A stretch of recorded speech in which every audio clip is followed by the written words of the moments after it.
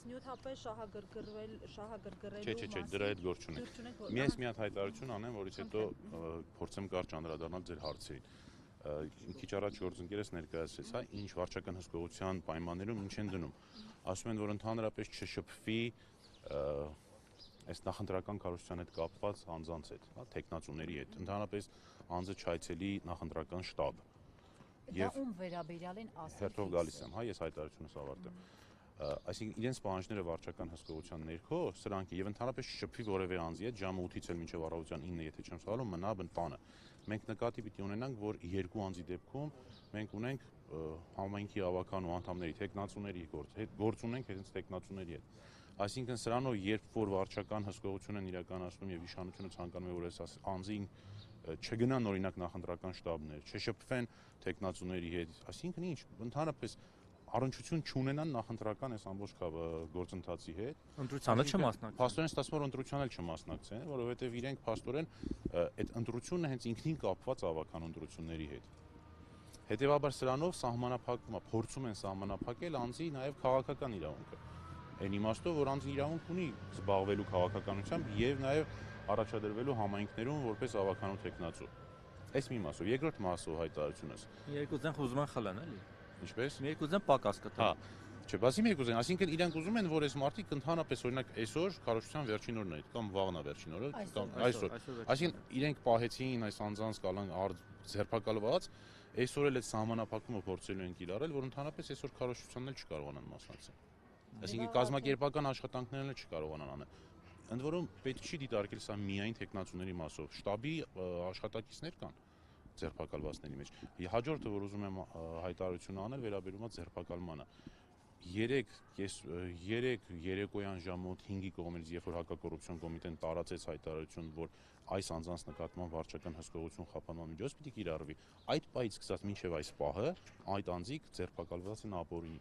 որովհետև ձերբակալման այն հիմքը, որ դրել էին, այդ 111-րդ հոդվածը վերաբերվում է անձանց կալանքի համար դատարան ներկայացնելու։ Եթե դու արդեն գիտես, որ անձանց կալանքի չես տանելու, չես կարող այլևս ձերբակալված պահել։ Ես երեք փորձել եմ տեղեն պահել, թե ԶՊՎ-ում։ Տեղեկություն չունենք։ Ես երեք փորձել եմ նաև դատարանին տեղեկացնել այդ մասին, որ նիստը հրատապ հրավիրի, որովհետև մենք ապօրինի ձերբակալված մարդ ունենք։ Դե դատարանը արդեն իր որոշումը կայացրել էր այսօր ժամը 11:30-ին եւ չփոխվեց այդ որոշումը։ Հիմա պարոն Բաբայան, երկու ճշտում անենք։ Նախ քանի հոգի է ձերբակալված, եւ ովքեր են, եւ ներողություն ձեր գործընկերը ասաց, որ ինքը Մարտուն Գրիգորյանի հայրիկի շահերի պաշտպանը իր գործով է մտնելու։ Դուք ում գործով եք այստեղ։ Ես էլ իմ ընկերոջ գործընկերոջ հետ Մարտուն Գրիգորյանի հոր գործով եմ մտնելու, բայց բոլոր գործերով, հա, բոլոր անձանց հետ կապված ես նաեւ ինձ պաշտպանն եմ կամ վկաների դեպքում նաեւ ներկայացուցիչն եմ։ Հիմա 11:30 ես էլ Սերգեյ Եթարությունյան կմտնեմ հենց Կամո Գրիգորյանի գործով, զուգահեռ մեր գործընկերները Արամ Վարդևանյանի կողմից, հա, Արամ Վարդևանյանը կմասնակցի որդու խափանամիջոցի քննարկման հարցը էլի նույն ժամին 11:30 դրա համար ռեսուրսների բաշխման, հա, դրա համար այլ դատավորի մոտ, դրա համար ռեսուրսների բաշխման խնդիր կար, հաջորդ հարցը մի հատ որ հիշեցնեք։ Մի քանի հարց։ Հիմա դուք Կամո Գրիգորյանի պաշտպանն եք։ Ինչ մեղադրանքով է հետապնդվում եւ որ նշում եք տեխնացուներ կան մեղադրյալ ովքեր են։ Տեխնացուներից մեկը Կարենն է Գրիգորյան, Սոֆիկը ազգանունը հիմա չեմ հիշի, կանանցից մեկն է տեխնացու, այս երկուսը այն այս պահին իմ ունեցած տվյալներով, որովհետեւ ընդհանուր քանիսն են ձերբակալված երկու դաշինքներից այս պայն ինձ հայտնի չի։ Մեր Սոֆիկին էլ են բան արել վարշական։ Մեր քաղաքը դաշինքից չի վերջացել, եթե չեմ սխալվում, չգիտեմ։ Մեր քաղաքը դաշինքից, որը ղեկավարում է Մարտուն Գրիգորյանը, այս պայն 4 հոգի ձերբակալված անձ կա, որոնցից երկուսը հայրը եւ որդին եւ եւս 2 հոգի։ Ձեր պաշտպանյալը Կամո Գրիգորյանն է, որի մեղադրվում է ինչի համար։ Ահա, 221-րդ հոդվածի առաջին մաս, այսինքն քարոզչության ընթացքում բարեգործության կանոնները խախտելը։ Ժամանակահատված նշում են երբ է նշեցին ինչ է արել։ Տեսեք, մենք այս պահին Կամո Գրիգորյանի վերաբերյալ միայն ձերբակալման որոշում ունենք, որի մեջ որևէ փաստական տվյալ չկա։ Այսինքն նշված է միայն հոդված, նկար այդ հոդվածի, հա, ինչ է այդ հոդվածը, եւ ասում են խախտել այս հոդվածը։ Չկա պատճառը, չկա փաստագրական որևէ տվյալ։ Պարոն Բաբայան, ինչպես է ստացվում, որ օրինակ Սարիկ Մինասյանը, որ խոստանում է հացով, ամեն ինչով թաղում ապահովել, իր համար դա չի դիտարկվում որպես խախտում, բայց օրինակ Մարտուն Գրիգորյանի պարագայում դա համարվում է խախտում։ Այդ թաղումը կամ այն մյուսը այդ ԿՊ-ականները ասեցին, որ դա հումոր է եղել, բայց ես կասեմ հիմա որը հումոր չի, որը եթե չեմ սխալվում, հենց Վահեն էր նկարել, երբ որ Սարիկ Մինասյանը տնակներից մեկում մի կնոջ ասում էր փայտ, որ վերջանա էլի կուղարկեմ։ Ինչի չեն հարցում, ինչի չեն նրանց նկատմամբ իրականացնում քրեական հետապնդում։ Հանուն արդարության ասեմ, դա կարծեմ քարոզությունից առաջ էր։ Այո, քարոզությունից առաջ էր, բայց հիմա Շեբենի, այսպես ասած, Շեբենի գործով էլի քարոզությունից առաջ է։ Շեբենի գործը Գրիգորյաններին վերագրվում է։ Ենթադրում ենք, որ հենց դա է, որովհետև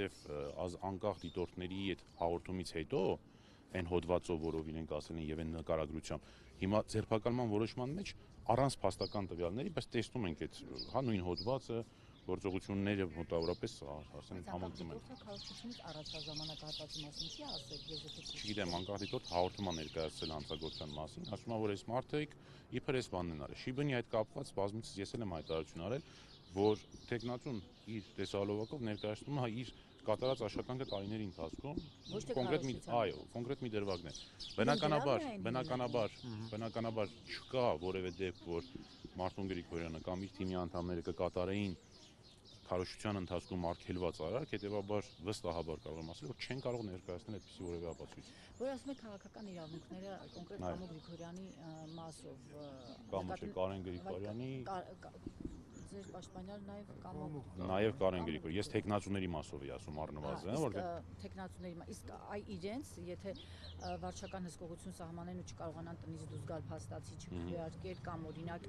նախընտրական շտաբի աշխատանքներ չհամակարգեն, դա ինչ խախտում կարող է դիտարկել կամ արդյոք դա խախտում է։ Դա հիմնական իրավունքի խախտում է, մարդու քաղաքական գործունեությամբ զբաղվելու իրավունքի խախտում է։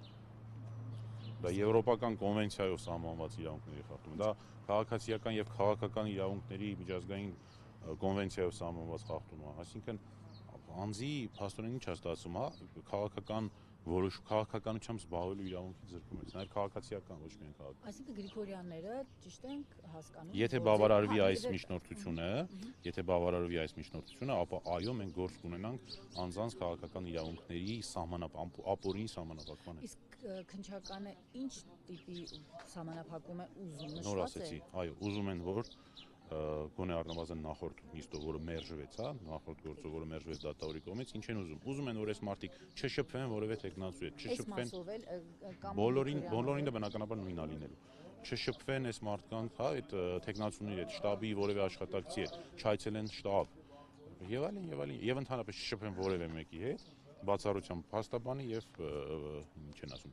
ընտանիքի անդամներ, բայց հիմա սկսվում է նիստը։ Գնանք վերջից ասած, պնդում եք, որ ձեր պաշտպանյալը քարոզչության ընթացքում ընտրական օրենսգիր չի խախտել, այսինքն բարեգործության արգելքը չի խախտել։ Այս պահին Կամո Վարդանյանը քարոզչության մասնակցություն ընդհանրապես չունի։